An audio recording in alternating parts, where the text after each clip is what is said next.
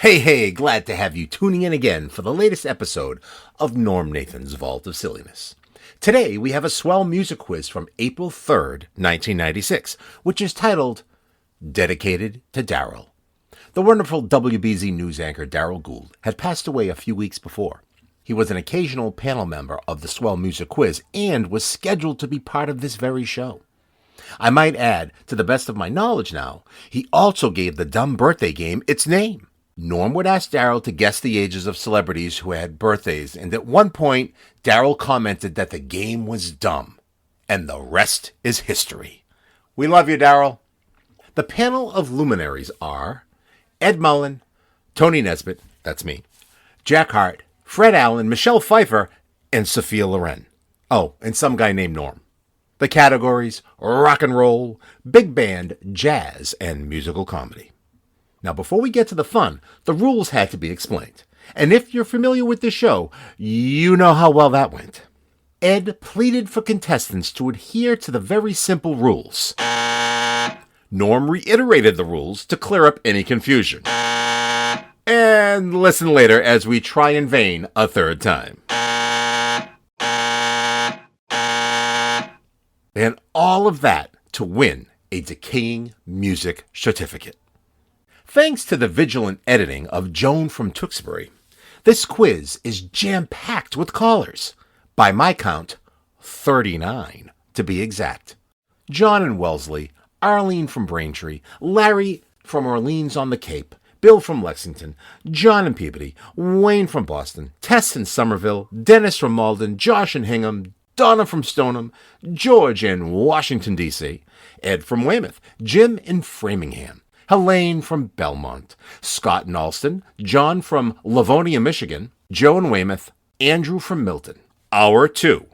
Tim in Beverly, Lisa, Ken from Manchester, New Hampshire, Jean in Sharon, John from Dorchester, Tom in Boston, Ron from New York State, Ed in Braintree, Mark from Beverly, Kathleen in Halifax, Mass., Rachel from Toronto, Canada, Kevin in Andover, Rick from Maryland, Jay in West Virginia, Amanda from Andover, Jim in Winchester, Robert from Everett, Jack from Norfolk, Tony in Millbury, John from Somerville, and Robin in Lynn.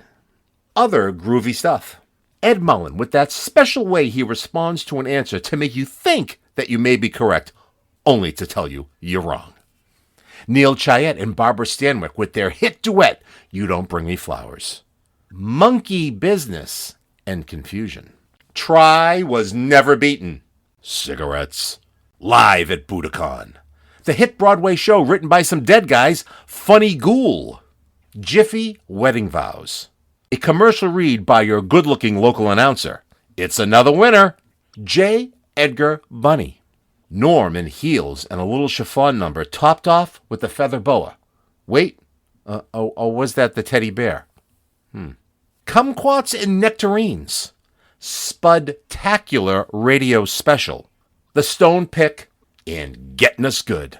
Episode 133. Dedicated to Darrell. Casts to your ears in 3, 2, and 1. 34 degrees, boys and girls. It's the night of the Swell Music Quiz with such luminaries as, and you'll see their picture on your screen. That's Ed Mullen. Luminaries. You're a luminary. Did you know that? That makes me luminous, I guess. That makes me luminous? Oh, I don't know. I don't know. Stop that. Just let's stop that. And we have Tony Nesbitt. Good evening. She's going to be one of those kind of nights. We also have, hold on just a minute while I plug him in here. This is the lovely Jack Harte. Hi, Jack. Well, howdy, Norm. Okay. And the idea of the Swell Music Quiz is that you have a chance to win one of our kind of decaying music certificates. And Ed Mullen will explain to you just how you play this game. Let me tell you the phone number, first of all. It's 254-1030, 254-1030, area code is 617. Has to do with you asking us music questions, and we ask you two, but here's Ed to be more specific. about it. Thank you just so darn much. Well, there's going to be 3 questions. We're going to ask you 2, but please, you have to have 1 question. Please provide 1 question for us in the same category. We're going to be handling different categories tonight, like rock music, some jazz or big band, something from musical comedy. In whatever category you pick, you have to stick with that category all the way through. There's basically 3 rounds. As I said, we'll throw out the first question, and if you get that question right, you can ask us a question. And if we get it right, you're off the air. But if we get it wrong, if you stump us, you go into the final round. And in the final round, we'll ask you 1 more question. And then by 6 o'clock in the morning, the show will be over. I didn't realize it was all that complicated. But, okay, I see. Where'd Tony go? Is he here? Is he hiding underneath the desk? I don't know. Okay. Oh. Okay, let's, anyway, the phone number, we have just 2 lines lit up. The best bet really is to call now, because once we get going, everybody calls, and all the lines are tied up, and so it's a little harder to get through that. But right now it is. And once we'll get through 1 or 2 of the contestants of people, I hate to call you contestant, people who are calling, then you'll get an idea of how it goes. 617, the area code to Boston, 254-1030. You'll be talking with Mike Epstein and Tom Howie, and they'll take your name and address should you win, and that kind of stuff. Okay? Okay. Okay. Let's begin. Just pick the category again. Pick whether the category is rock and roll or big band or jazz or musical comedy. You pick the category you like, and we stick right with it. We ask you the question, and as Ed pointed out, be sure you have a question, because we'll be going back to you for the if you answer the first question, then you have to ask us one. So have a question in mind in the category that you pick. We'll go to John in Wellesley. Hi, John. Hello there. Hi there, John. Hi there. Okay, what category would you like? Rock and roll. Rock and roll. Okay. Okay, John, can you tell me Elvis Presley's middle name? Oh, that's not fair. That's not fair. I bet it would be fair, I suppose, if you knew the answer. We'll give you a few more seconds to answer. Why don't you just blurt out some name like Eleanor or Marie or something? You might just hit it. I'd say Jason. Jason. Sorry. No, I'm sorry. Thank you for trying anyway. John, you're okay. Did we mention about Darrell? Oh, no, we did not. No, we're going to dedicate this, as we did the Dumb Birthday game a few weeks ago, to the memory of Darrell Gould.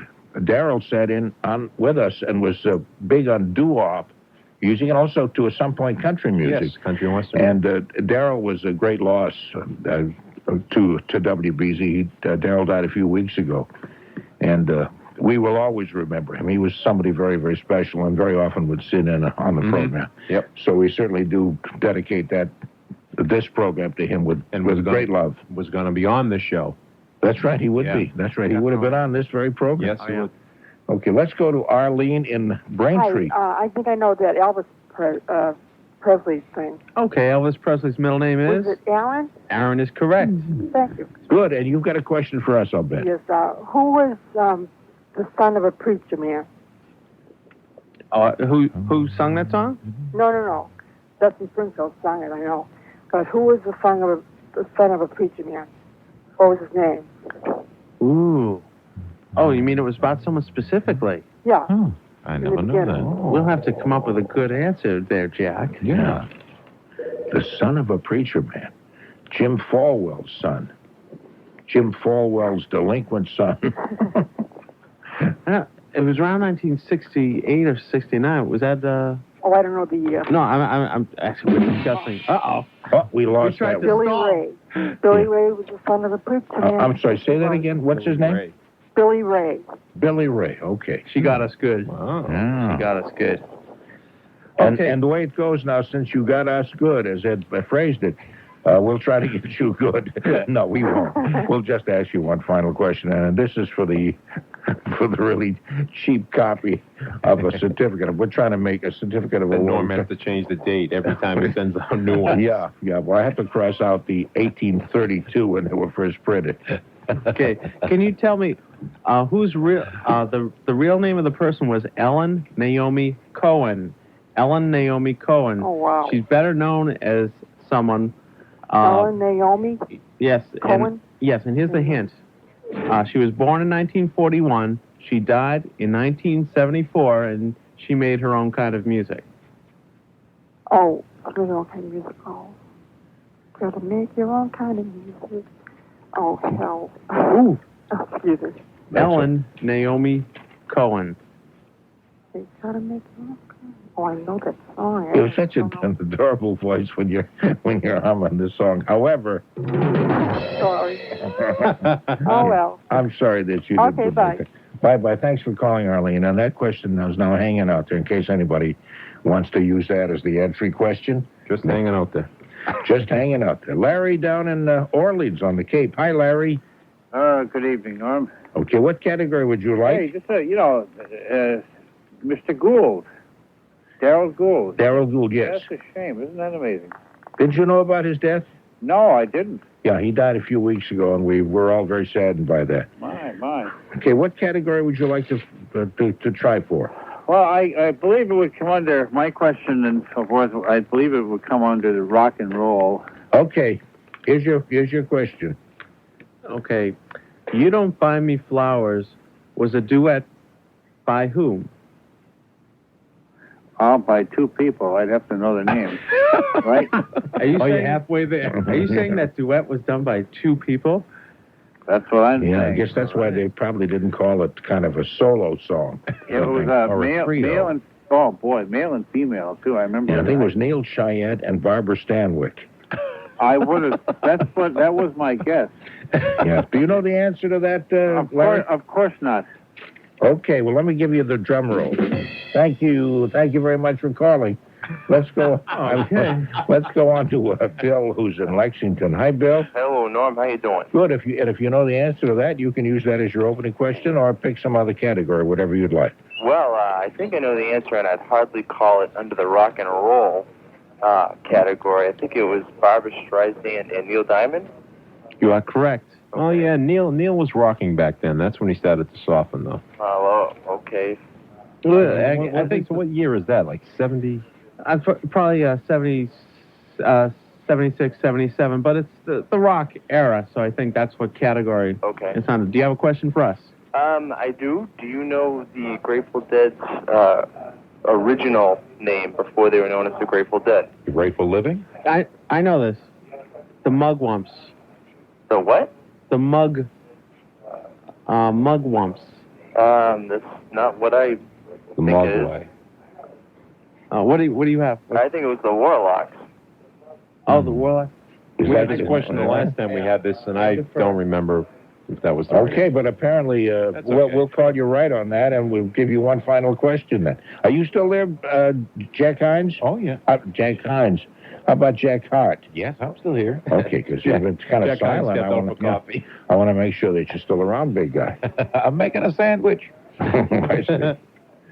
And now for the final question, can you name the first names of the monkeys?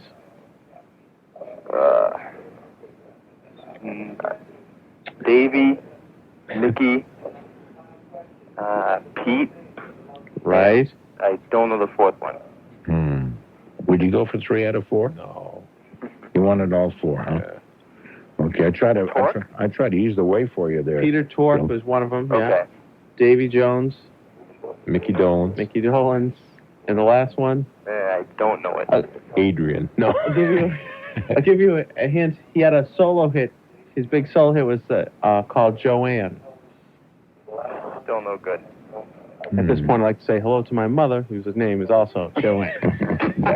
I'm sorry, Bill. You came so very, very close. I appreciate you trying. Well, thanks, Norm. Okay. Take it easy. You too. We set really tight rules, don't we? Considering the junky prize that we give. Well, you talk about the monkeys, you always That's the fun of that question, is people usually remember those three, and the fourth guy is always, oh, yeah, what is his name? Oh, so that's kind of the tricky part. Yeah. Because Okay. there's a confusing little part about that could easily be confused I'm confused. Yeah, I'm confused. in that answer. What are you saying, fella? In the answer, I can see where people would miss that last one.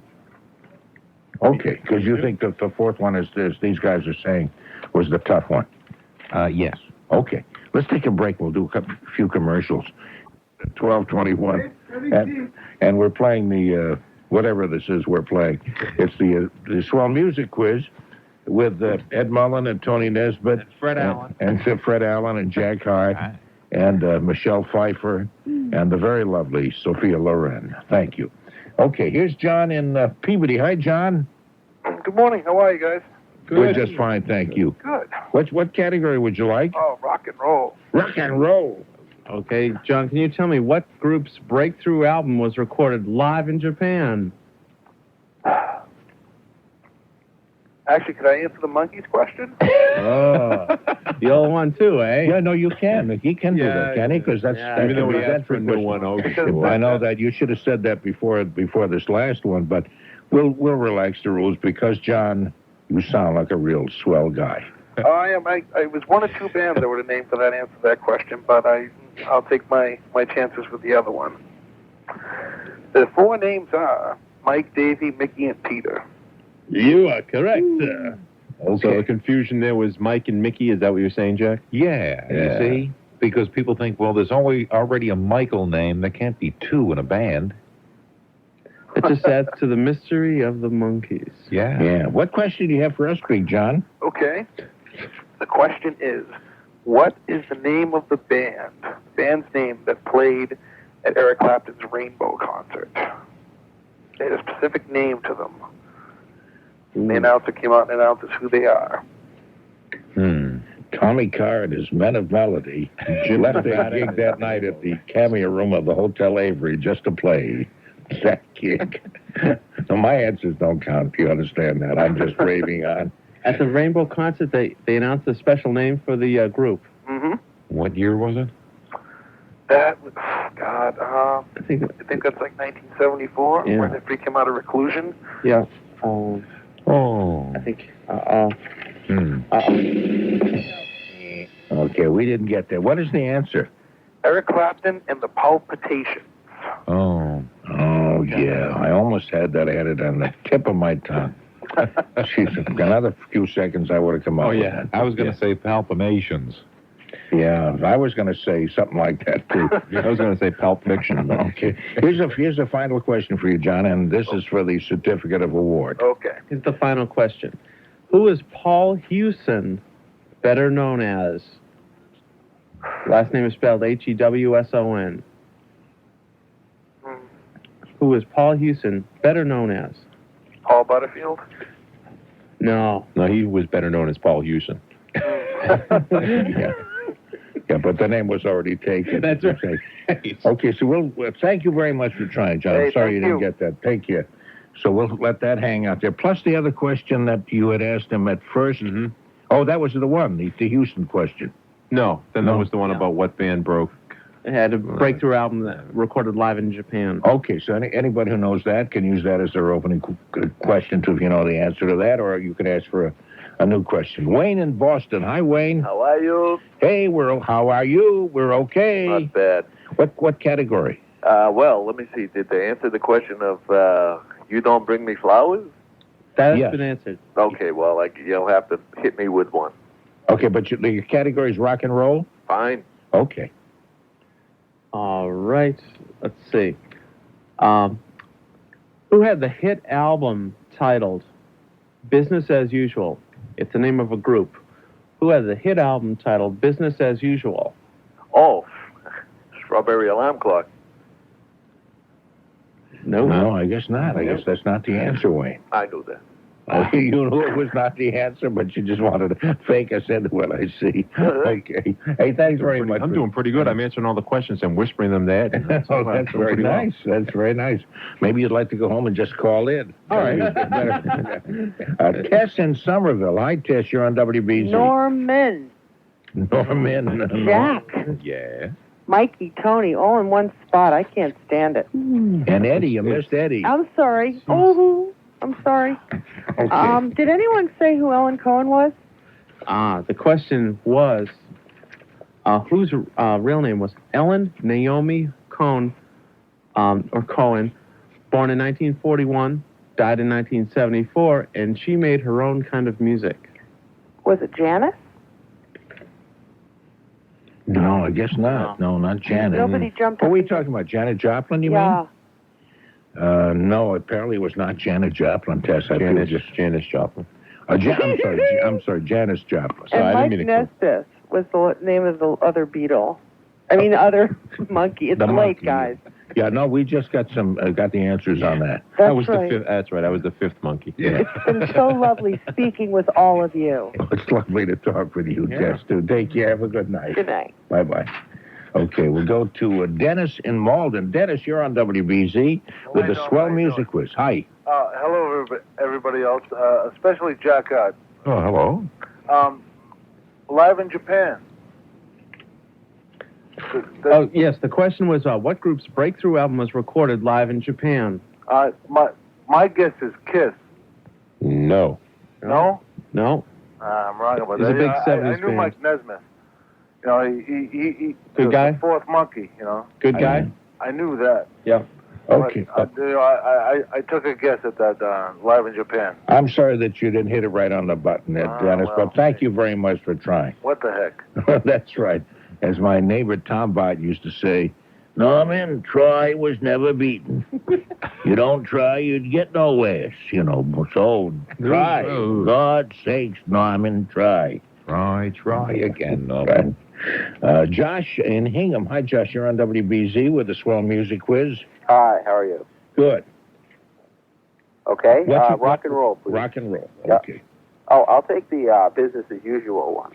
Okay, the question is, who had the hit album called Business as Usual? It was a group. Was that Men at Work? You are correct. Excellent. Now, do you have a question for us? Yeah. Who originally, this was already mentioned, I think, well, one of the people was already mentioned, who originally wrote the song Hush by Deep Purple? Joe Self. No, I believe it was Neil Diamond. Pretty sure it was originally his song. Now, you seem to be a doubt about that. Yeah. Is that right? Is there any way we can check? It was, okay. Okay, we're checking that right this very moment. Yes, we just got, we sent the page up to the WBC library to get a book which has authors and composers stuff. They're very good, the pages that work here. They're excellent, excellent. So they'll be back in just a moment. You know, especially Pauline, who's the one who went up to get the book. Excuse me. Well, let's put out the cigarettes. Okay. Yeah, there's no answer in that. We don't have the answer, so. But we'll. Pauline, you're fired. Okay, we'll give you that then, because we're not sure, and you sound like you know what you're talking about, Josh. Okay, so one final question for you then. Sure. Okay, what 60s surf guitar legend is enjoying a revival due to his music in the film Pulp Fiction? Dick Dale. You are correct. Very good. Very correct. And we have a winner. Son of a gun. Hey, thank you. With the quiz. We're back with all our swell stuff. We have a number of categories, by the way. If obviously you can pick rock and roll. Most people usually do pick that category. But there are other categories as well. There's Broadway shows, Broadway musicals, and jazz and big band. And let me throw a couple of questions out in those categories. And then if you want to use those as your opening answers, that would be good too. Okay, who wrote the words and music for these Broadway shows? Let 'Em Eat Cake, Funny Girl, and OK. The words and music written by two different people. Who were they? And they wrote all those shows. Let 'Em Eat Cake, Funny Girl, and OK. And I'll give you a jazz thing too. Can you name the All-American rhythm section for the Count Basie Band? That sounds like a remote question, but actually during the peak of the Basie band. These three people were extremely well known. Guitar player, a bass player, and a drummer, and they were known as the All-American rhythm section. They played with Basie. Okay, those can, if you're going to pick big band or jazz, you can use that category. Yes, sir. That question about Neil Diamond and Hush? Yes. Sure enough. Pauline brought it down from the archives. Joe South. On Joe Suter on 22840 in Atlanta, successful Nashville session guitarist and songwriter in the mid-1960s, wrote Down in the Boondocks, Hush, and Rose Garden. And did you say Joe South? Yeah. Okay. What are you doing? Tearing up the certificate of award? No, we already said we were going to award it to him, so we will do that, even though he happens to be dead wrong. That's right. Dead wrong. Well, I told you, we'll send it to them without a stamp, and they have to send it back to us. So. Okay. Okay, let's take... Okay, you are not tearing. Will you stop with the tearing? Okay, let's go to Donna in the Stoneham. Donna, you're on WBZ. Hi. Hi, Donna. How are you? Good. What category would you like? Rock and roll. Rock and roll. Yeah, and I think I know that one, Make Your Own Kind of Music. Okay, who is Ellen Naomi Cohen, better known as? Is that Mama Cass Elliott? You are correct. Okay. Oh, good one. Very good. Do you have a question for us now? Yeah. Who sang the song My Dad? My Dad. Sounds like an old George Jessel song, doesn't it? Yeah, like Old Shep. That's right. When I was a lad, Old Shep was a pop over fields and meadows we'd roam. And all along my side was my dad. What a guy. The duet of Sonia and Sarah. No. No? No. No? No. Really? I guess we're giving up. What is the answer to that, Donna? Paul Peterson. Paul Peterson. Paul Peterson. The Donna Reed Show. Oh. From the Donna Reed Show. Melody. Okay, so we have one final question for you, and this can get you a swell certificate of award. Are you excited? I am. Okay, what piano player from Georgia, born in 1932, was recorded for Specialty Records? His initials are RP. Oh, my God.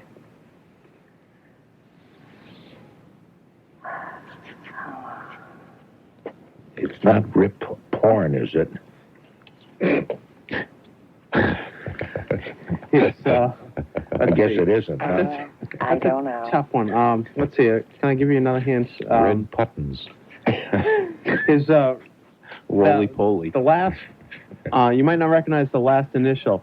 It's P, and it stands for his last name, which is Penniman. So what famous piano player from Georgia, born in 1932, recorded for Specialty Records, and his initials are R, and his last name is Penniman. But Penniman was not his stage name. No, you would know him better. I don't know. The only one I can think of is Ray Charles. Nope. No. Sorry. Okay, I'm sorry, Donna. Thank you. Thanks for calling. Thank you. Bye, dear. Okay, we'll go to George, who is down in, you're down in Washington? Yes, sir. Hey, nice to hear from you. Which category would you like, George? I would like rock and roll. Rock and roll. And I wanted that question about the group in the 70s, I think. What was that question again? Oh, which, Japan? That's right. Which group's breakthrough album was recorded live in Japan? I think it was Cheap Trick. Right, and the title of the album was? Live at the Budokan. Right, live. That's great. Excellent. Yeah, that's a good album, too. Yes. Very good. Mm-hmm. Now, do you have a question for us? Yes. What is Paul McCartney's middle name? His middle name is Paul. Yeah, that is his middle name, yeah. Oh, I thought I'd trick you. I'm not talking about that Paul McCartney. I'm talking about the one who lives up the street from me. That's kind of interesting. He's in a local band down here. Yeah, that's an interesting question, though. What is Paul McCartney's first name, then? James Paul McCartney. Oh, it's James, and he used Paul instead. Yeah. Excellent. We have one final question for you, George, and you're on your way to we got his question. Oh, no, we already... but I know the one about Penniman, too. Right. We got that. I know you do. I can tell you do. Okay. Okay, just hold on. Hold on. We'll have somebody else use that as their answer question. Okay. Hey, George, good to hear from you. Hey, I enjoy the show. Thanks a million. Okay. Bye-bye. Okay, we'll go to Ed in Weymouth. Ed, you're on WBZ. Yeah, Hi, Ed. I'd like the Penniman questions. Okay. The question is, What is the question? Oh, the piano player from Georgia, born in 1932, recorded for Specialty Records. His last name is Penniman.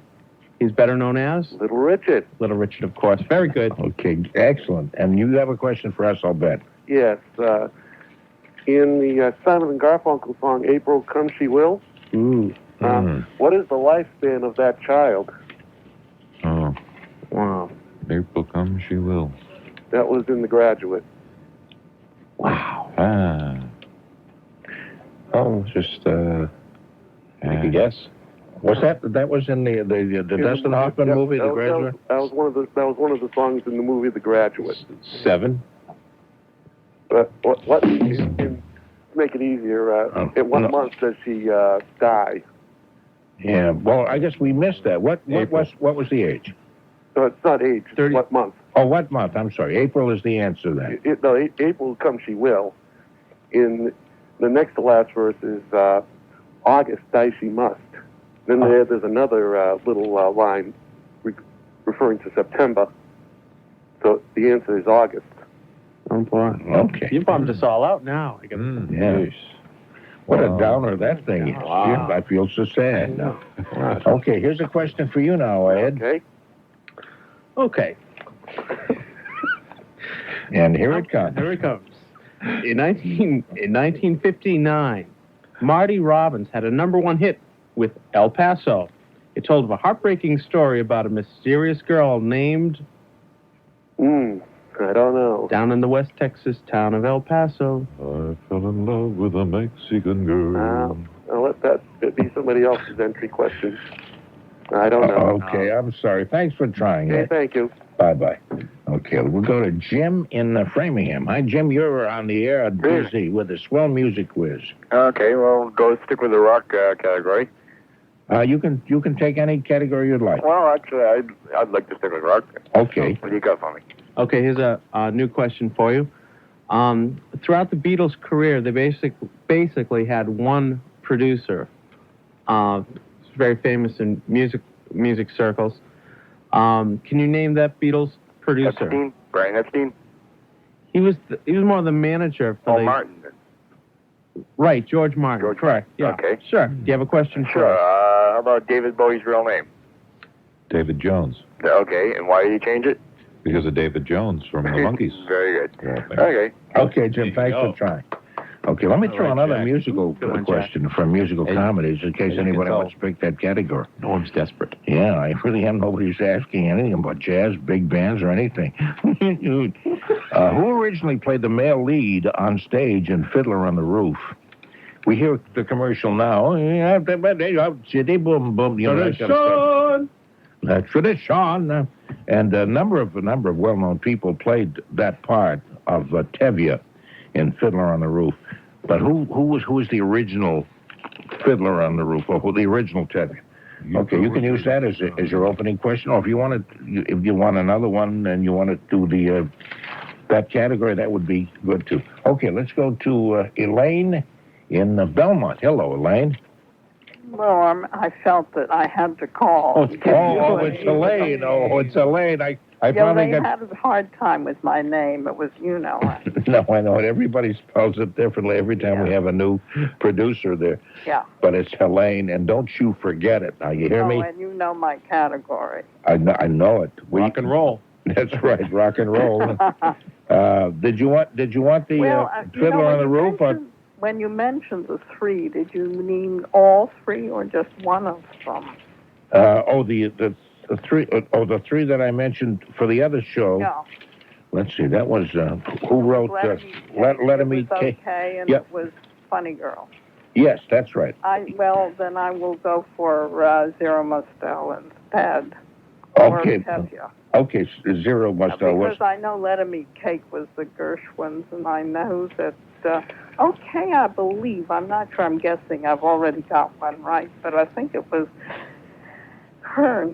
It was Zero Mostel was Fiddler on the Roof. You got that one anyway. Yeah, I was just, and I know the Gershwins and Let Me Cake. I forgot who wrote Funny Girl, actually. Well, I might as well tell you the answer because you already guessed it. They're all were written by the Gershwins. George and Ira Gershwin wrote Funny Girl also. Fanny Bryce? No, they Fanny Bryce? Did they not write Funny Girl? They did not. George was long dead, and I think even Ira was dead by then. Well, what would prevent them from writing even then? They were geniuses. In a seance.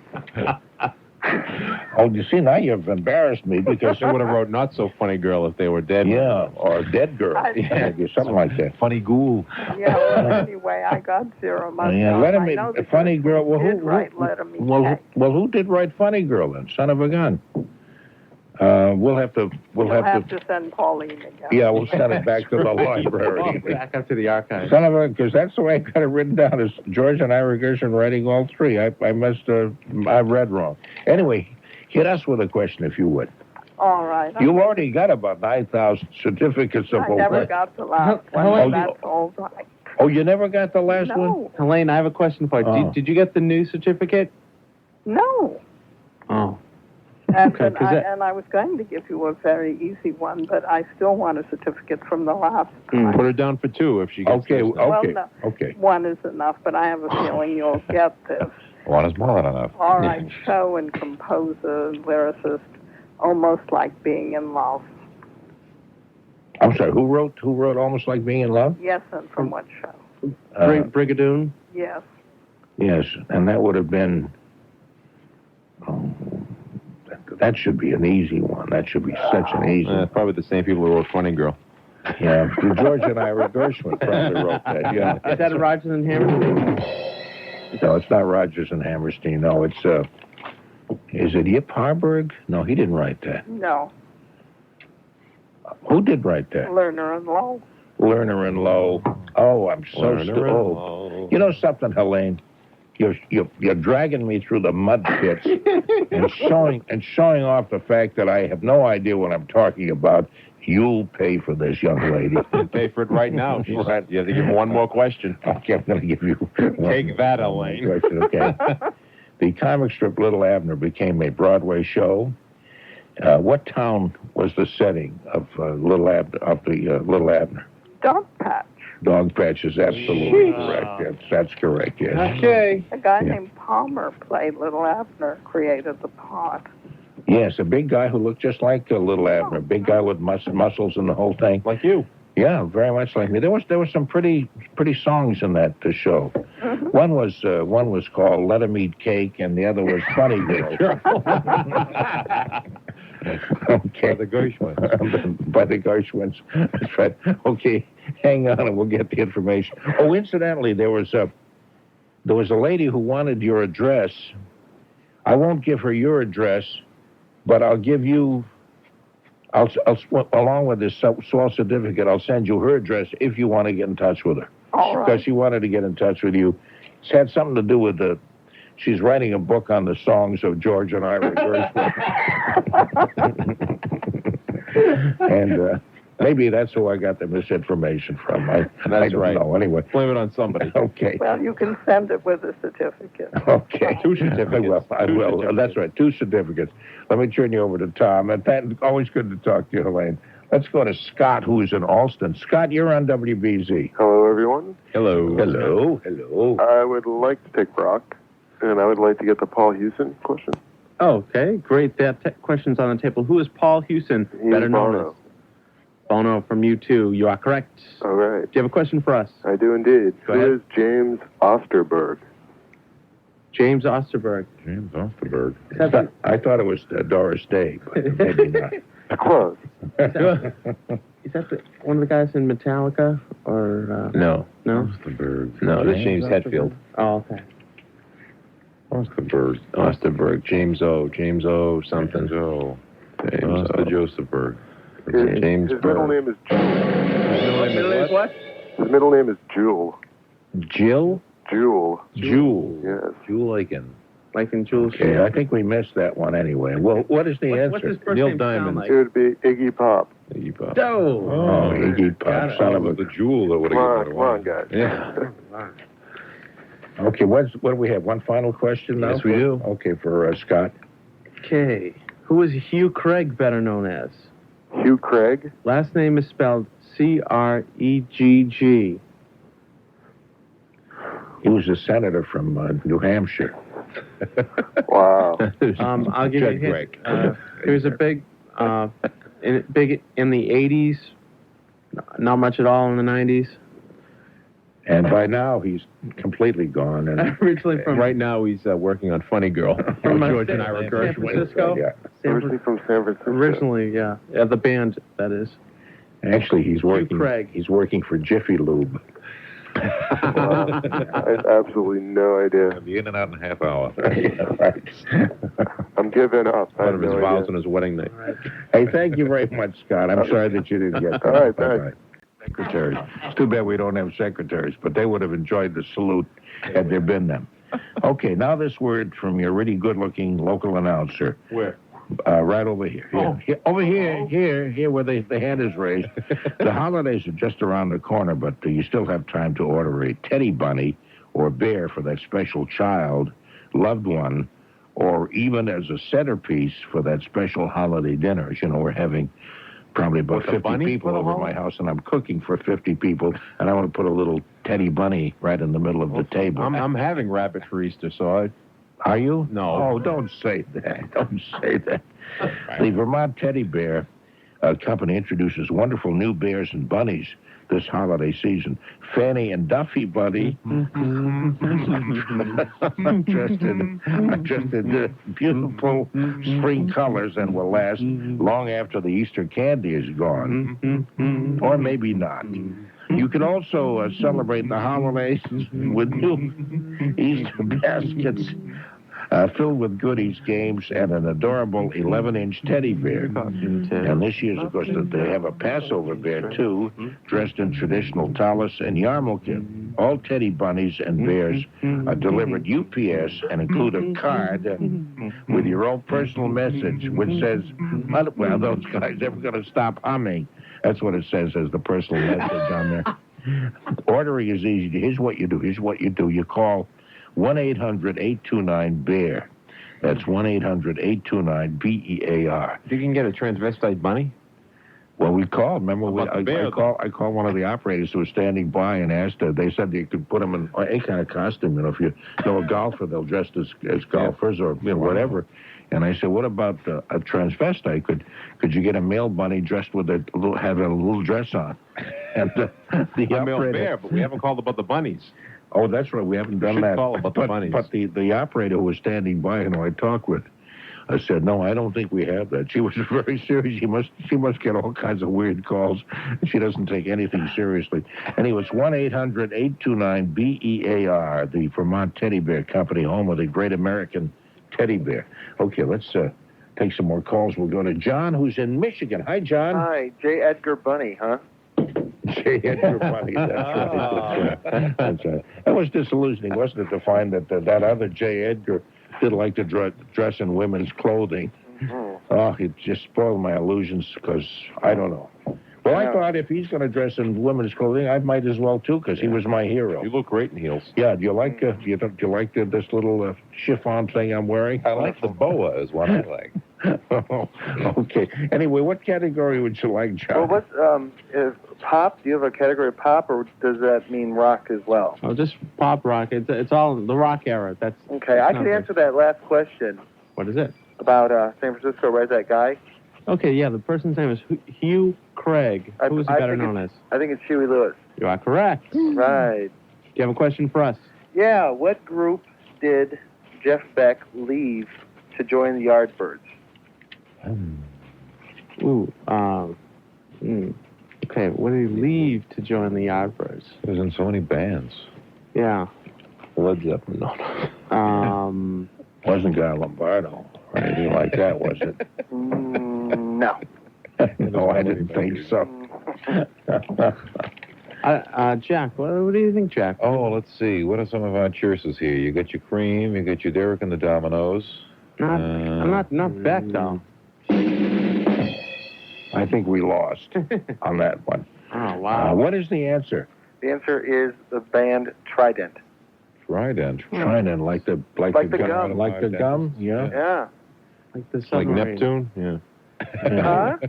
Oh, yeah, right. Like Neptune, yeah, that's right. Trident. Yeah. Okay, here's a question then, a final question for you for the certificate of award. Okay. It's the luck of the draw. I just turned the page on this question. Name the guitarist who who has backed Mick Jagger, Rod Stewart, and Jeff Beck. So name the guitarist who has backed Mick Jagger, Rod Stewart, and Jeff Beck. Ron Wood. You're correct. Mm-hmm. Good. Excellent. You are a winner, John. All right. A real winner, not like that last guy. Yeah. What part of Michigan you from? Livonia, the city, remember, that doesn't, nothing happens. Of course, that's right. A city where nothing happens every But minute. I won tonight. I stopped the How's your twin brother? tradition. That's Huh? right. Did you have a twin brother? Yeah, right. I remember. I played that game that's that night. right. They played the And he's- birthday game with us. He's That's listening really attentively tonight, too, you know? right. Okay. We'll get this cheap certificate of award out to you. All right. And you'll be totally thrilled with it and can't wait to throw it away. Anyway, we'll talk with the Joe in Weymouth. Joe, you're on WBZ. Good morning. Oh, my goodness. Oh, hear that. Joe Williams. Joe Williams. Okay, listen, did anybody guess the question about Ellen Cohen, born 41, I think, Yes. and died 74? Yes, someone guessed it was, in fact, Mama Cass? that's right. Yeah, sorry about that. I was That's away from the radio. That's okay. I have another question for you. Go ahead. In 1960, Neil Sedaka wrote a song called Oh Carol. It was a #9 hit. Who was Carol? She's a real person, obviously. Who was Cass? Is she an entertainer also? Entertainer and songwriter. Mm-hmm. Carol Kane? You are right. Correct. Excellent. By Excellent. golly. Okay. Can I toss one at you? Go ahead. Yeah. You probably know it anyways. Fats Domino. Mm-hmm. What's his first name? Antoine. I guess everybody knows that. Who is that? Jack Harte? Yeah. Jack Harte. You're such a smart guy. You really are. Sorry about that. Are you in broadcasting, Joe? No, I'm not, but my wife's always telling me that I should go into broadcasting. You got a great voice. Why, thank you, sir. Yeah. If you could raise it a few octaves, I'd like you better. No, you're actually, I'm going to shaming drop it a couple of more octaves. You know? Okay, hang in there, Joe. All righty. And we have Wait, we have to ask him one more. Oh no, that's right. You haven't won yet. That's right. Oh, okay. We have to ask you. Is that right? We ask you one more question. No, we got it. He doesn't get anything. Yeah, we got it. Oh, I'm sorry, Joe. Oh, you're right. You're right. Confusing me. It's late. We're a little woozy. No, it's your deep voice. It's just throwing me off totally. Mike, you bring me another cocktail? Take care, Joe. Let's take one more before the 1 o'clock news break. This is, or maybe a couple. Andrew in Milton. Hi, Hello. Andrew. Good morning. I felt that you were feeling lonely out there, so I decided to answer the Count Basie question. Oh yeah, I was feeling lonely. Nobody was going along with me. The All-American Rhythm section of the Basie Band. Count Basie, Freddie Green, Walter Page, and Joe Jones. Exactly right. Excellent. He makes it sound like they're over his house right now. Yeah, that's right, too. They just ordered a pizza. And what's the question for us? Okay, what's Jelly Roll Morton's real name? Well, real first name. Oh, jeez. Swiss roll? Cinnamon. No, I don't. It's kind of funny. You think through the years I would have been curious enough to try to find that out. But he's always so well known as Jelly Roll Morton. I forgot that he must obviously have a real first name. I'd have no idea. Ferdinand. Ferdinand, that's right. No, I do remember that. But a little too late and too soon and not enough. You know. Okay, I'm going to ask you one question then. 3 big band leaders. Is that okay with the big band thing? Sure. Well, these are kind of jazz-oriented big bands anyway. Yeah. 3 big band leaders who played the clarinet. Artie Shaw, Benny Goodman, and Artie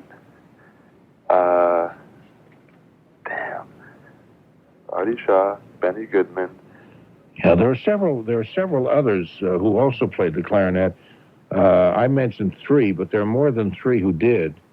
And I'll give you just a few seconds more. You want to? Can you give me a hint? Anything? I'm drawing a blank here. If I called you Caledonia, would that help you at all? Woody Herman. That's right. It is Woody Herman. He played clarinet. Also, Jimmy Dorsey did. He played the clarinet and also alto saxophone. But anyway, you got 3. That's good. That's very good. That is very, very good. Okay, hang in there. Wanted now, right? What's that? You're feeling wanted now. Yeah, that's all those right. rock and roll questions. I know. I'm glad you called. Hang in there, and we'll get this certificate out to you. Andrew, meantime, what we're going to do is go to the news. And then we'll be back. We're going to do this for another hour. Is that exciting, boys and girls? Yeah. We have Ed Mullen and Tony Nesbitt, Jack Harte, and I'm Norm Nathan, and what a crew, and Mike Epstein and Tom Howie. It takes a lot of people to produce this. The lovely Pauline, the Page, all playing the Swell Music Quiz, and we'll do that right afterwards. Ed Mullen and Tony Nesbitt, and let's bring him on. Jack Harte. Hello, Jack. Hi. And we have a number of categories: rock and roll, big band, jazz, and musical comedy. And whichever category you pick, be sure to have a question that you can ask us in that line. Okay. Okay. Let's start the game with the phone number is 254-1030. Area code is 617 if you'd like to play the game with us. Okay, Tim in Beverly. Hi, Tim. Hi, Norm. How you doing? Good, how are you? Good. What category would you like? Rock and roll, please. Okay.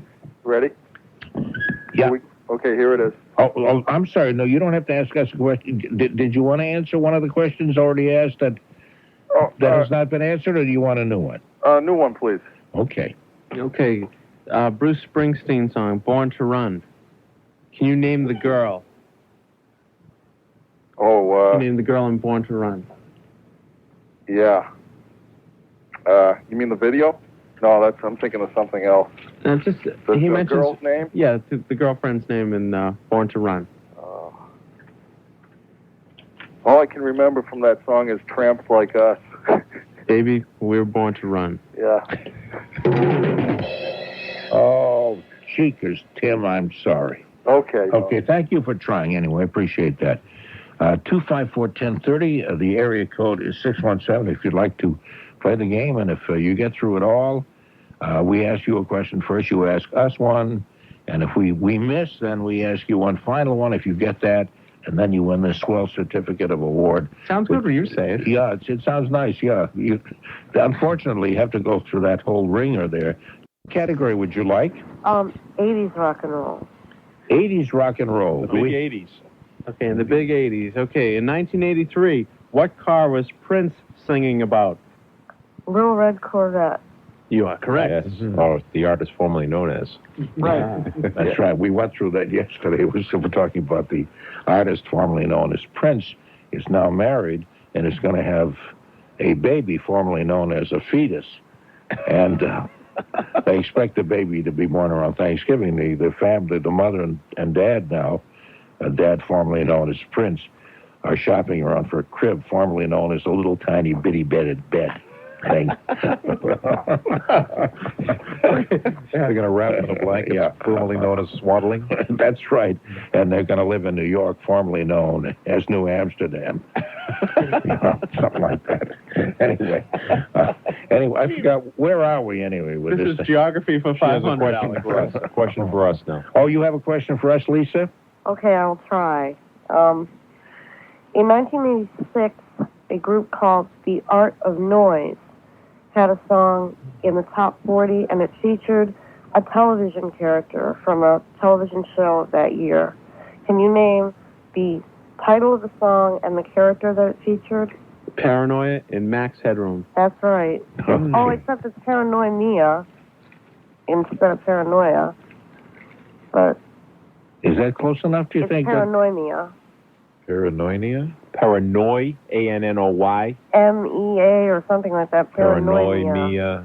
Paranoia? Oh, okay. I would say it was close enough. Well, what did you get? Is that a correct answer or not?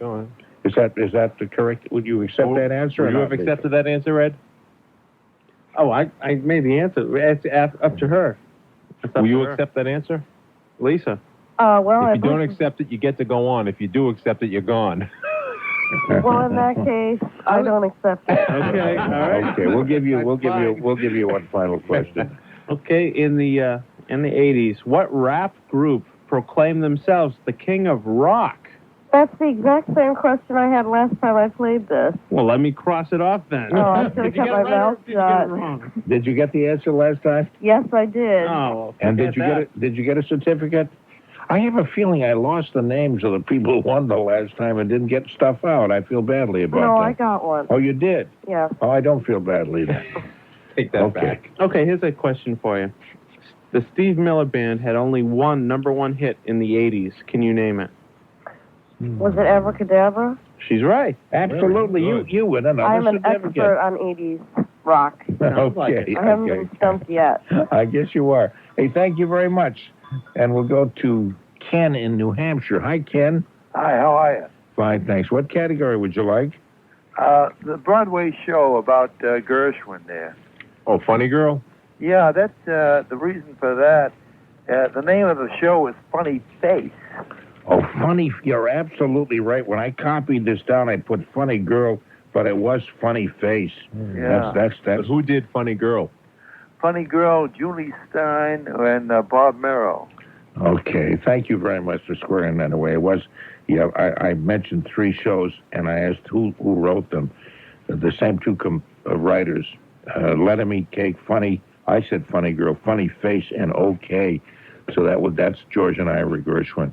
Did you want to? Is that your category? Did you want to do a musical comedy? Yeah, I'll do another. The category. Yeah.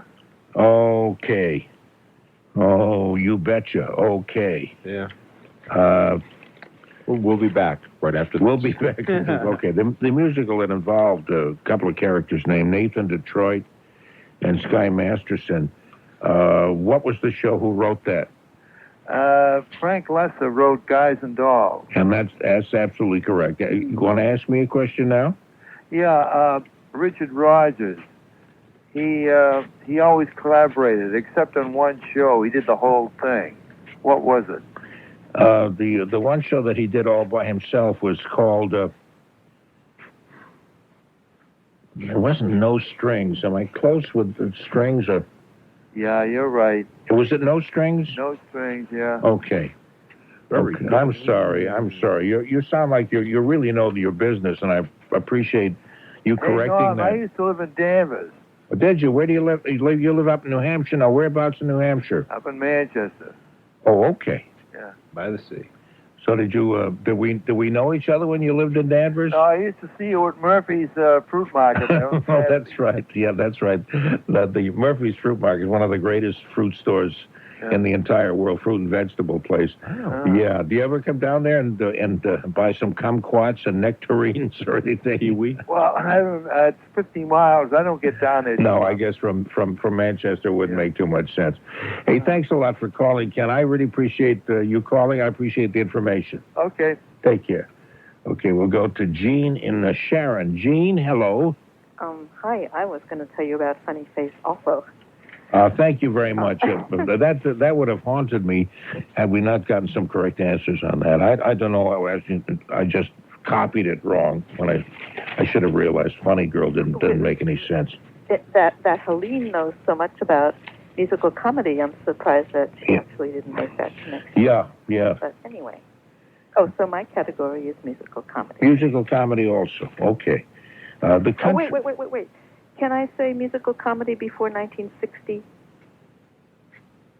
Okay. Can I say that? You can say it. You can say that, too. Can I have it? Yeah, okay. And you say it beautifully. you say it just so darn swell.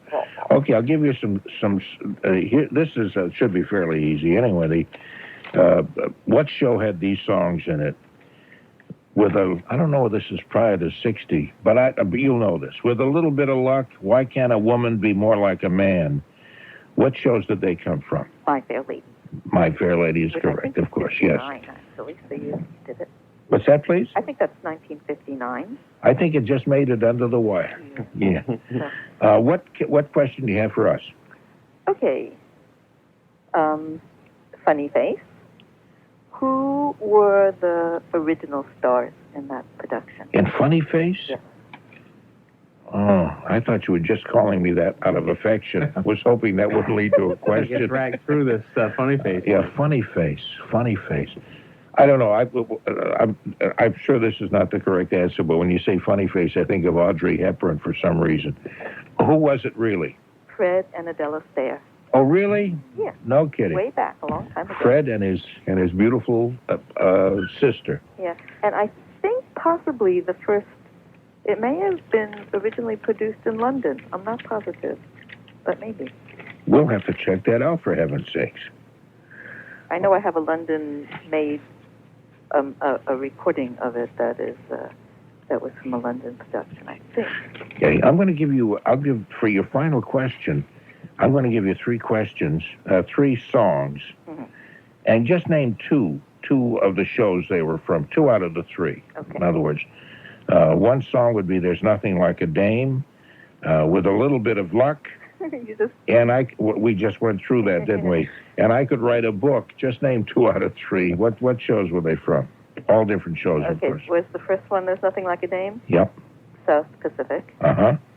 And if they asked me, I could write a book? Yeah.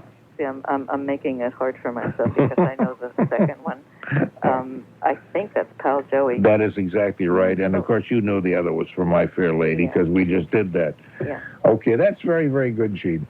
You did very well, and you graduate with the class as usual because you were under a little bit of a cloud there for a while, because you weren't doing all your homework. You wish I just shut up, don't you? Okay. Anyway, we'll send you one of those certificates. Thanks.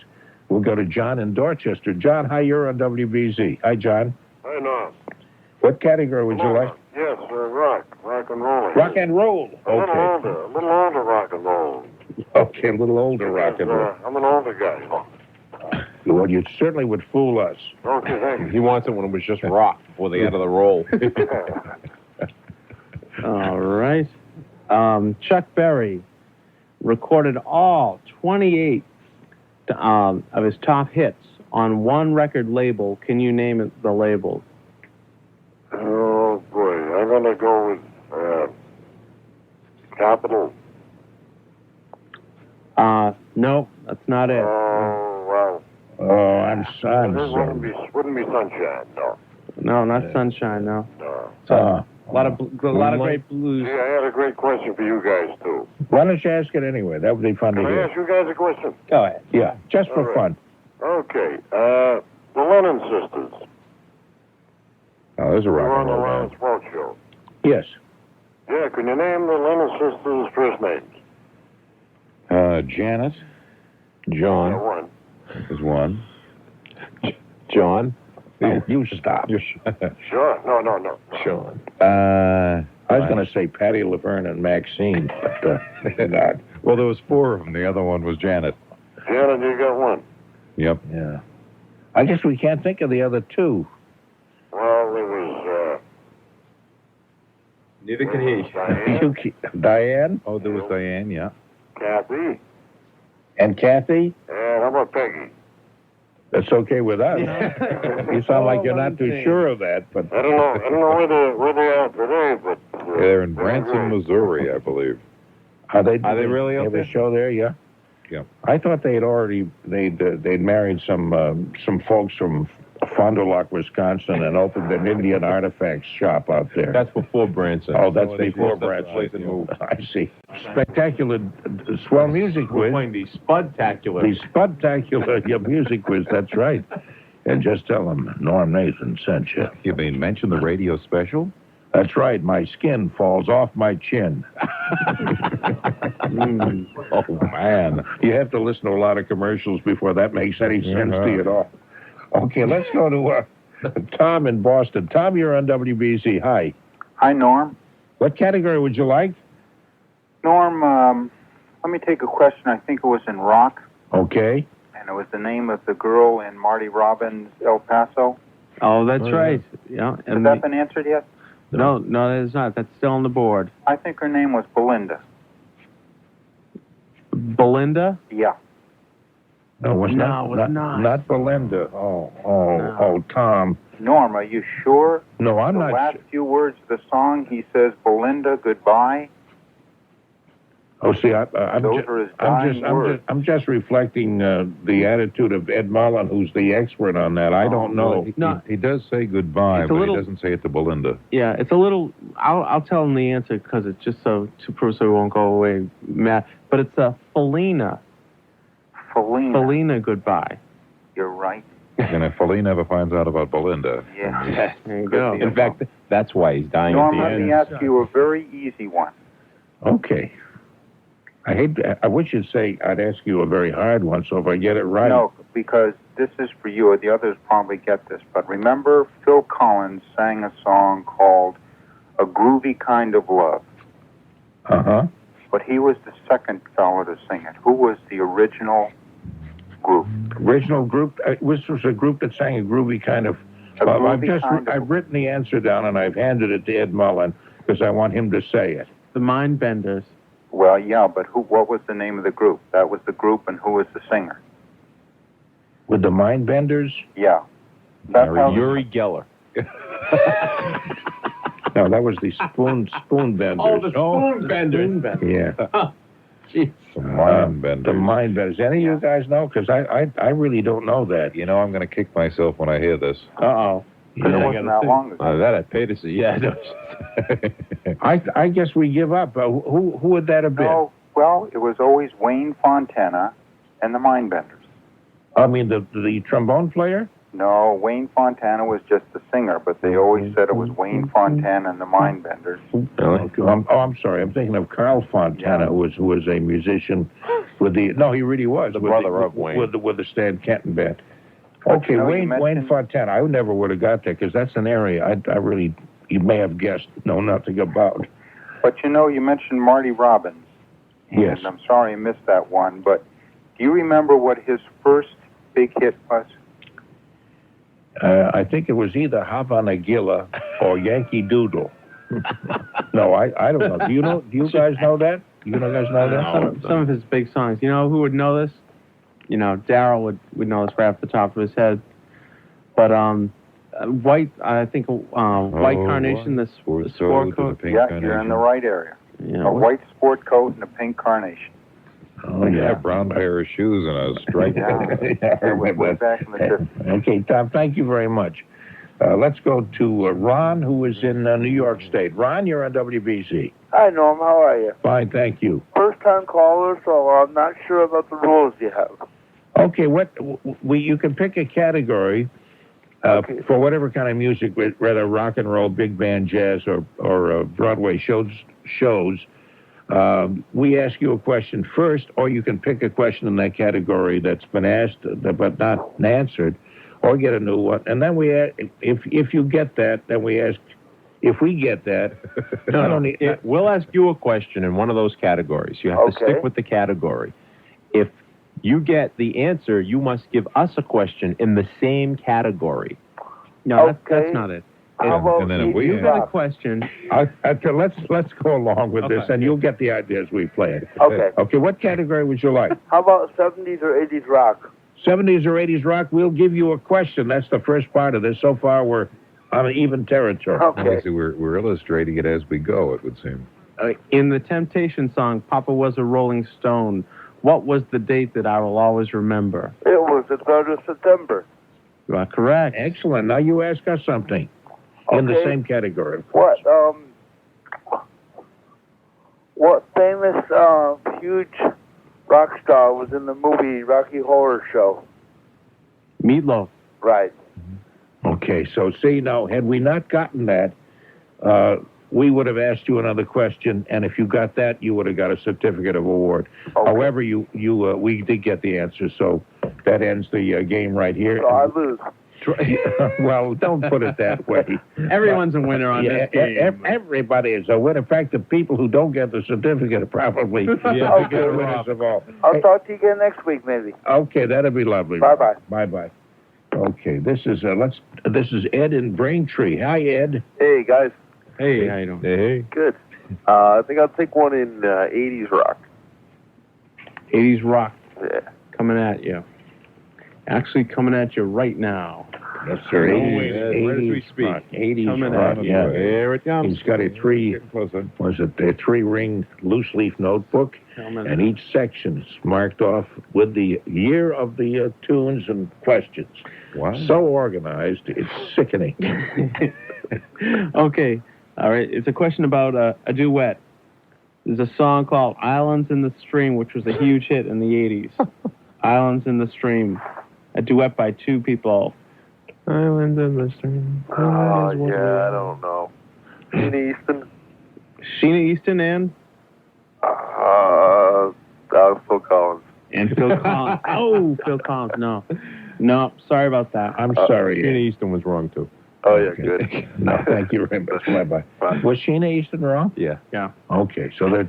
I was kind of leaving. Sorry. Oh, I see. Okay, 254-1030. The area code is 617. If you'd like to play the game with us, we'd love very much to have you do that. 254-1030. Let's go to Mark in Beverly. Hi, Mark. Hi, Norm. How you doing? Fine, thank you. Very good. What category? Rock and roll. You got one left out there, the Springsteen one, and that would be Wendy. That's right. Wendy is the girl from in the song "Born to Run." Great. Okay, you have one for us now. All right. Yeah. It kind of goes back a little bit. It has to do with Elvis's roots and influences. Who wrote the two songs that Elvis covered on his first single? Two different people wrote songs. And they're fairly, kind of different. They show some of the influences that Elvis had. Okay, are you talking about Don't Be Cruel?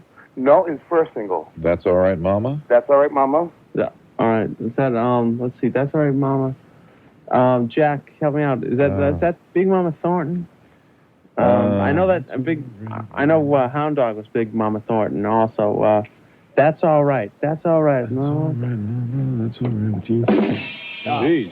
No, that was a quick. At any time, huh? Yeah. It was written by Big Arthur Crudup, who was a fairly famous Memphis bluesman. The flip of it was Blue Moon of Kentucky, which was written by Bill Monroe. Oh, Bill Monroe and the Bluegrass Boys. Right. I just always liked that bluegrass blues, that whole, you know what I mean? And I've been humming Blue Moon of Kentucky all day. No, those are, seems to me, were pretty good questions. Yeah. Now we're going to, let's see what happens here. We hit you with one final one for the certificate. All right, and here you go. Here's the question. And the question is this. Oh, it's a tough question for you. Alrighty. I'm going to name 3 events. Okay. And could you put them in the correct order? All right. Elvis' first hit single, Heartbreak Hotel. Okay. Rock Around the Clock, being a big hit. And Johnny Mathis singing Chances Are. I think Mathis would come last. I think they would come exactly what you gave them. Heartbreak Hotel, Rock Around the Clock, Chances Are. That was a really tough question. I feel really bad about this. that was a really tough one. Well, the other one I would have gone with is Haley first, Elvis second, Johnny third. Yeah, that's it. Yeah, that's well, it. I didn't get it. So it was so. I just wrote the dates down. The dates are so close that. You want to give it to him anyway? I'll give it to him, yeah. Okay, we're going to give it to you anyway, because you corrected your first answer. We didn't hear the first answer. We only heard the second one. And that was correct to us, so you win that one. No, what he said was. Okay, now we... Don't fight it, you won. Okay, now you ask us. No, you already won. You already won a certificate. Okay. I don't know why we're so cheap with the certificates.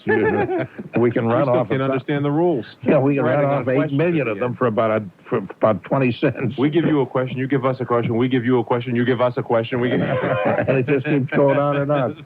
Okay, so we have a winner here as we go to Kathleen in Halifax. Hi. I assume that's Halifax, Massachusetts. Yeah. Okay. What category would you like, Kathleen? Well, this is tough because I actually wasn't even thinking about trying to go for the certificate. I just wanted to ask you a question, but I know the Island and the Stream one. Okay. And that's Kenny Rogers and Dolly Parton. Mm-hmm. Right. And the song was written by the Bee Gees, by the way. No kidding. Yeah, how about that? That's a hit written all over it. Yep. Okay, and do you have a question for us? Well, I guess I could give you a question in rock and roll that's probably pretty stupid. No, don't be so self-conscious. But I probably couldn't answer And if we another miss it, boy, will we feel dumb, huh? All right, this is stupid. She didn't say it was easy. She just said it was stupid. That's true. In John Cougar's album American Fool, there's one song on the album that he didn't write. What is it? Boy, this is a stupid question. Yeah, that's a stupid question. What kind of a question is it? It's a stupid hard question, too. Is it a cover song? No. No. I don't know. Let's end the misery. Let's end the misery. Yeah, why not? What is the name of the song that he did not write? It was China Girl. Joe New and Chef Silver wrote it. China Girl. But he wrote everything else, huh? Yep, he wrote every other song. Okay. Okay. Okay, so there's one final question for you right now, Kathleen. Which I won't be able to get, but then I have Oh, to will you ask stop being so negative? Stop that. Stop that. Okay. In Paul Simon's song, 50 Ways to Leave Your Lover, what should Lee do? Hop. Oh. 50 Ways to Leave Your Lover. Yeah, I hear you singing it. Go ahead. I want to say hop on the tea, Lee. Hop on the tea. That was the Boston version, yeah. That would have been good if he was from Boston. Hop on the tea, Lee. Here comes the tea. You've almost got the words there. Instead of on, it's off, and instead of hop, it's... Instead of tea, it's... You're way off. Okay, that's what it's saying. You're way off. Well, I have a question for Norm that I've been wanting to ask for a long time, but I never end up... Will you marry me? Okay, far away. Okay. Pee Wee Hunt, who was the trombonist for Glenn Gray and the Castleloma Orchestra, what was his first name? Actually, his first and middle name, if you know it. No, I don't know. I always knew him as Pee Wee Hunt. I never even...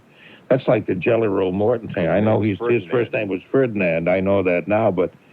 And where did he live? I never even... Where did he live? Yeah. Second floor. I'm sorry, where did Pee Wee Hunt live? Yeah. Well, Glenn Gray came from Plymouth, I know. Was Pee Wee Hunt from that area, too? Pee Wee Hunt's real name was Walter Gerhardt Hunt, and he lived at in Main Street in Plimpton, in Kingston. And I know that because I'm his granddaughter. I'm sorry, whose father? Grandfather? He's my grandfather. He was. Oh, Pee Wee Hunt was your grandfather? Yeah. No kidding. Yeah. Isn't that interesting? Were you... did you ever see him play, or was he gone pretty much by the time you were old enough to catch him? I have seen him play just, in exhibitionish type things, just little things, but never anything big. But he was wonderful. He was the funniest guy, besides you, of course, that I ever have or probably ever will meet. And he was great. He was a riot. He had a hit record. I'm trying to think of a novelty thing. At one time, I'd have to look it up. I just can't recall the name of it. Would you know that?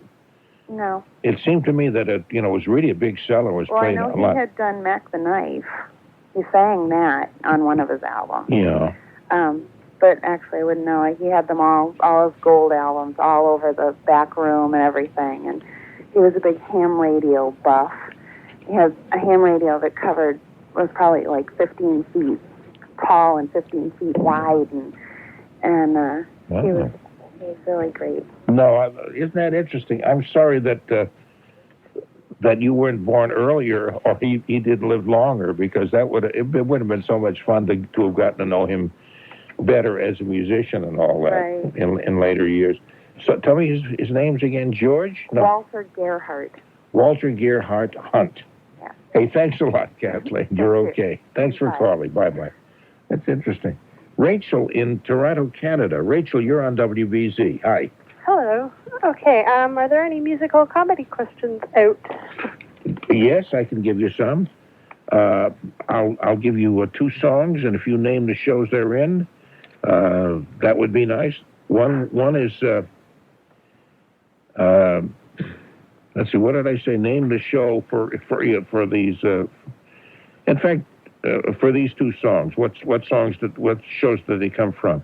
One was Aquarius, and the other was Whatever Lola Wants, Lola Gets. Can you name the shows they're from? Hair and Them Yankees. Exactly right. Exactly right. Now, if you could hit us with a question, we'd appreciate that. Okay, in the movie version of West Side Story, the voices for 3 of the characters, Maria, Tony, and Anita, were dubbed. Who did the singing for these people?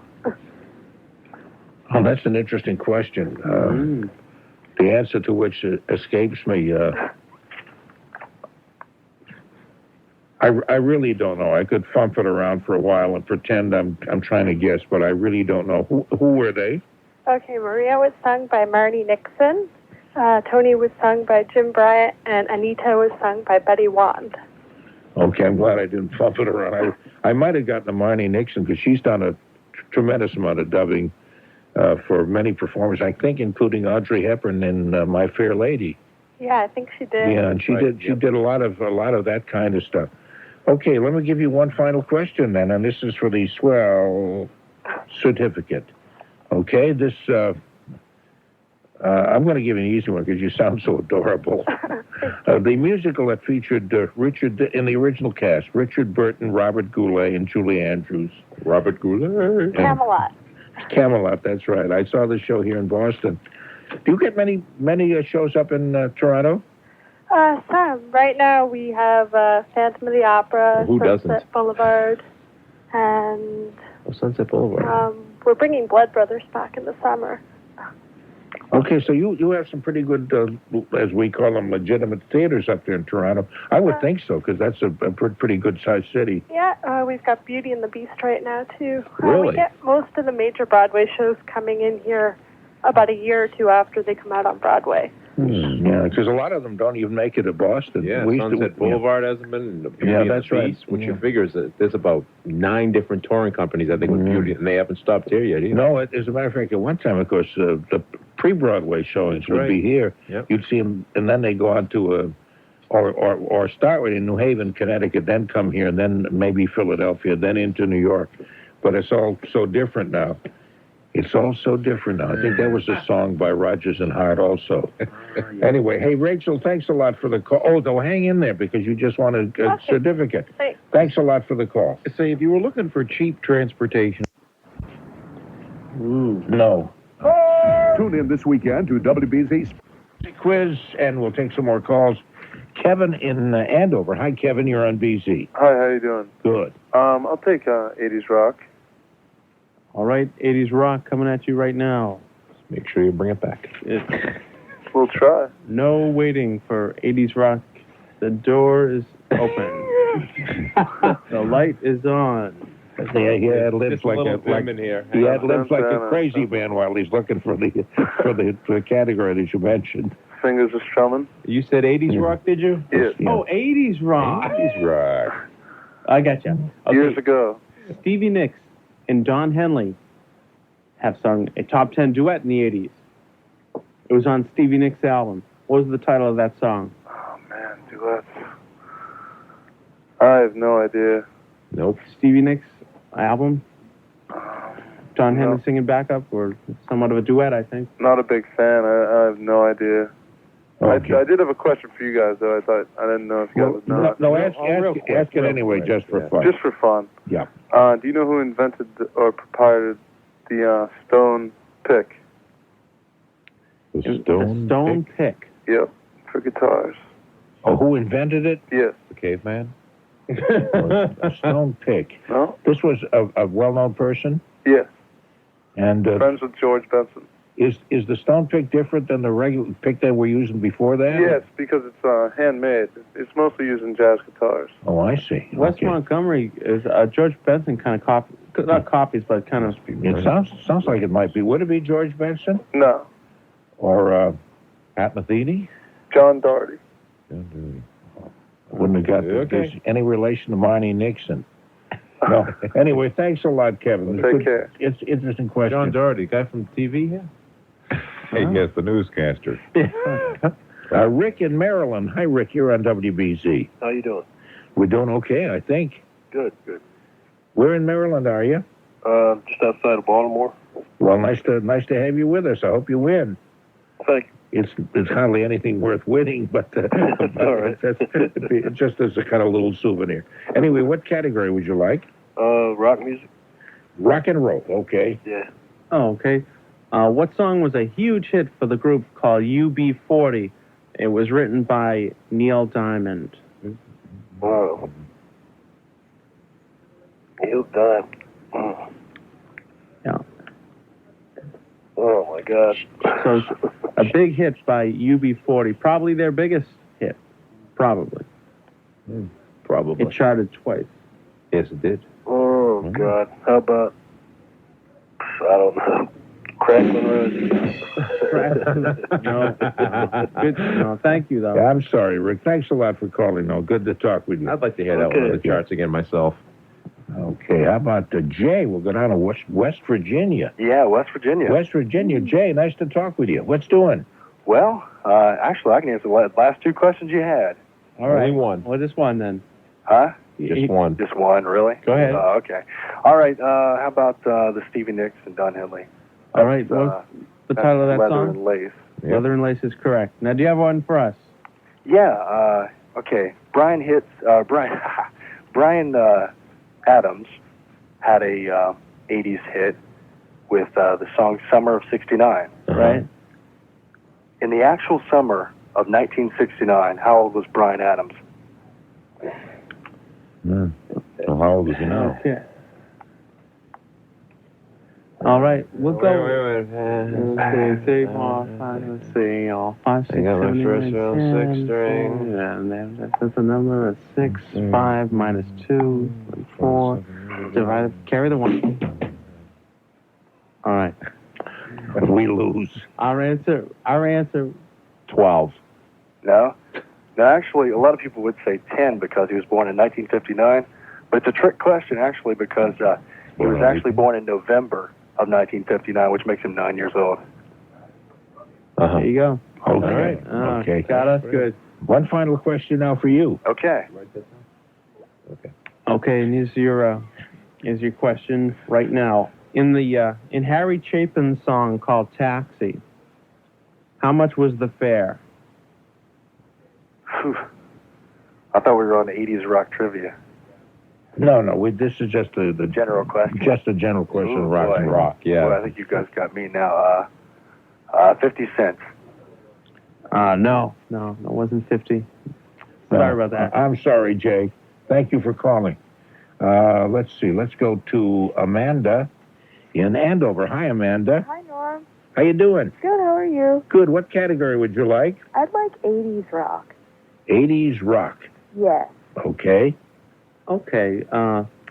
Could you tell me the title of the group Boston?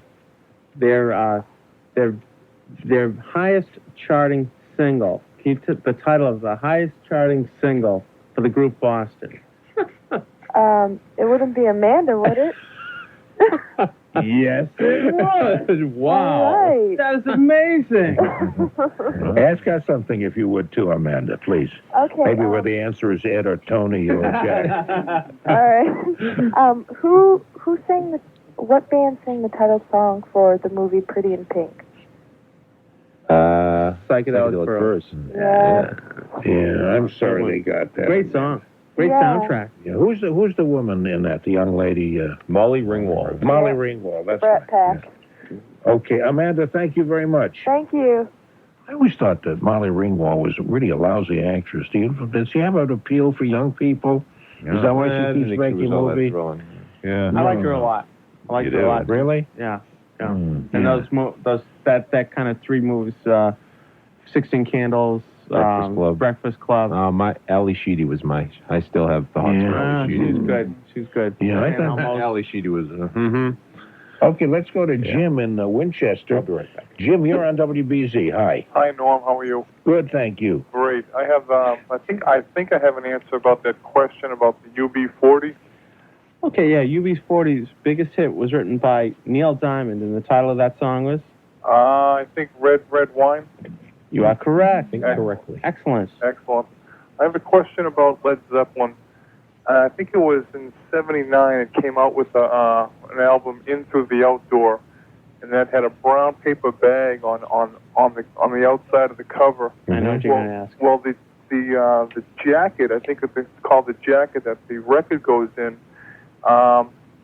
There's something special about that jacket that no other jacket that I've known that can do that. I didn't know until like 5 years later. Do you know of anything that's special about the jacket? What you can do to it to You can put water on it. You got it. And the colors change. You got it. Yeah. Congratulations. Is that Was weird, the album jacket, or was it the sticker on the vinyl itself? No, it's the jacket that It's the the record jacket goes. itself? It's Okay. that bar scene, is it? Is it No. That's on the outside, but it's the jacket that the record goes in. It's like these the sleeve, black the and record white sleeve. dots. Black and white dots and really fine dots, and you take a sponge and you wet the back and the front. It comes out different colors.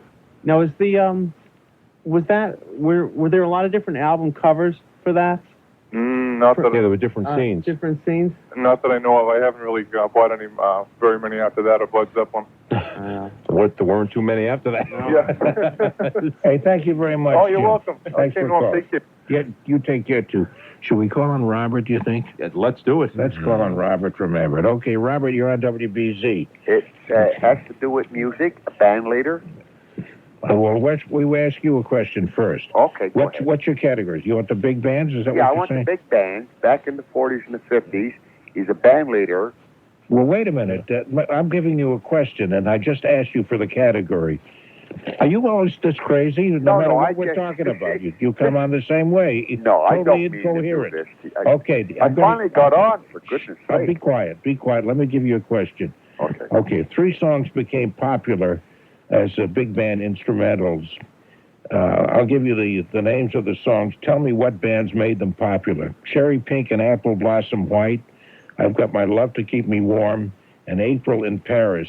Unusual for big band instrumentals to do as well as they did. But they all did very, very well.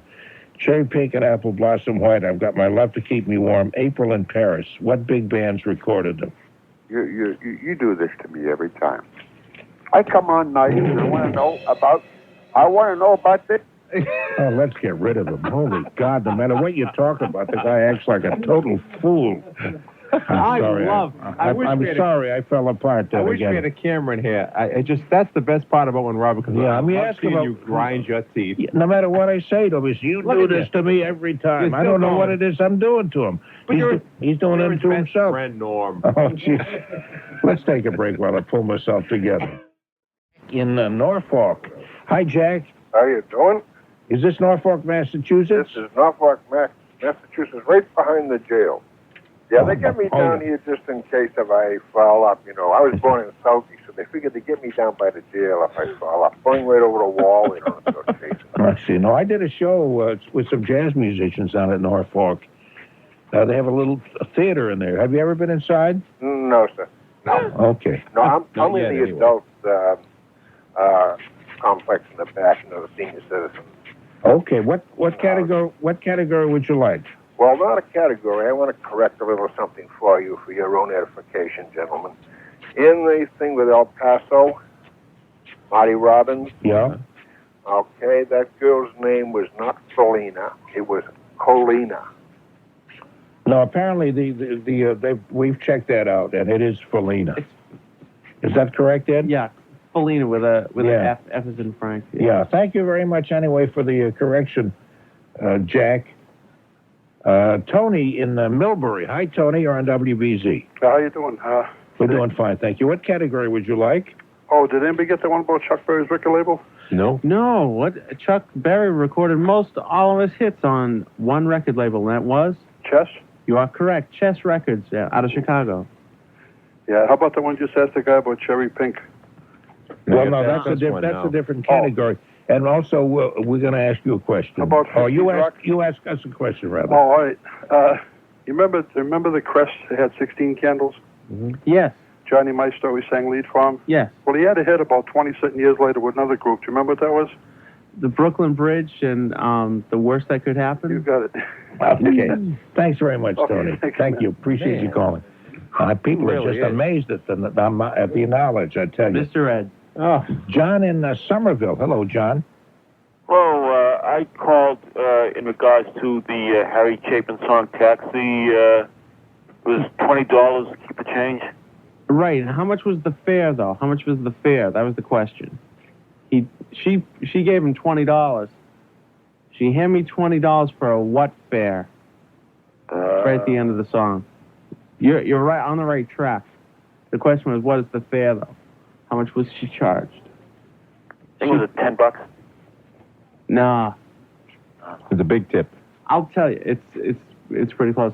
The song goes, "She handed me $20 for a $2.50 fare." So that's how it goes. Yeah, John, I'm sorry. Let's take just one more.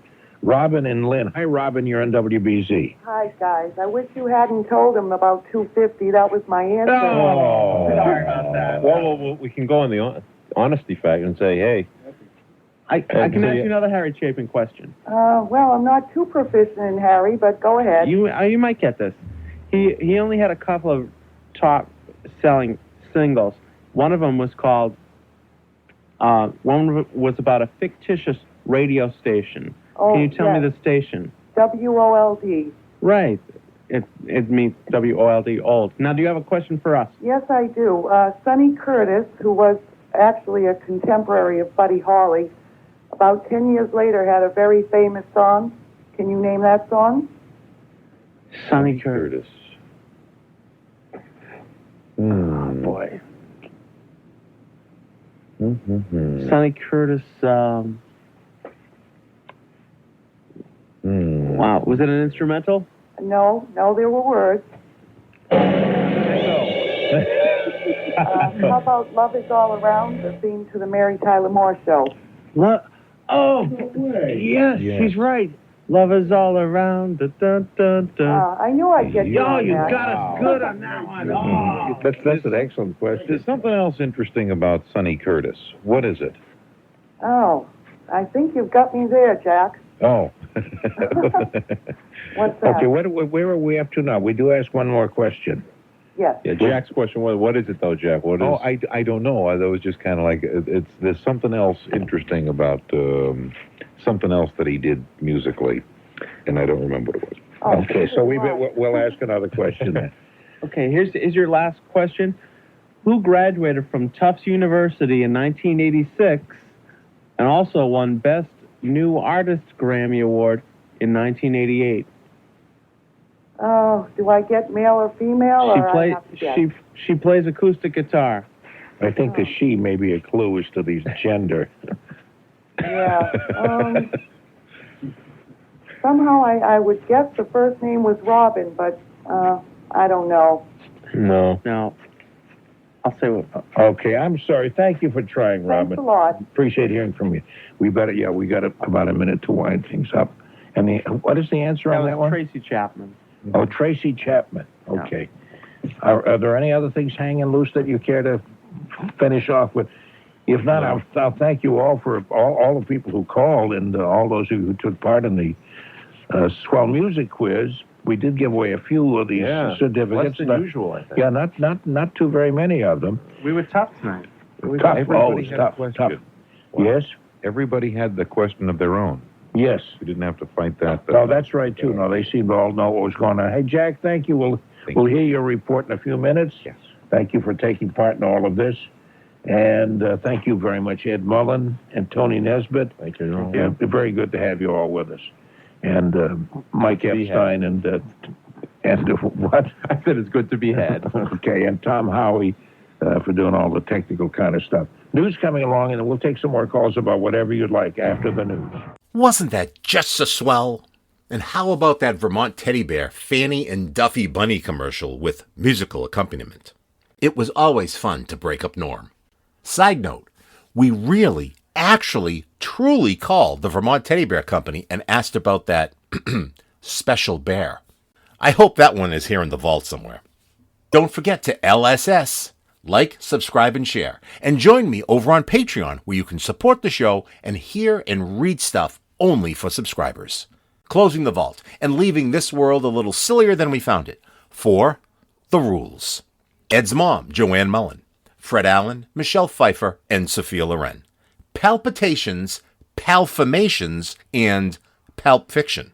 Norm's neighbor, Tom Bott, I believe was the last name. Our WBZ page, Pauline, and the WBZ library. Count Basie and the All-American Rhythm section. Old Shep. The hit-making duo of Sonia and Sarah. Pleading and Desperation. Funny girls with funny faces. Feeling Wanted. Murphy's Fruit Market. Felina and Belinda. Uri Geller and the Spoonbenders, Hard, Stupid Questions, Pee Wee Hunt, Record Jackets and Sleeves, Tom Howie, Mike Epstein, Darrell Gould, Jack Harte, Ed Mullen, and the high heel, chiffon-clad Norm Nathan. I'm Tony Nesbitt.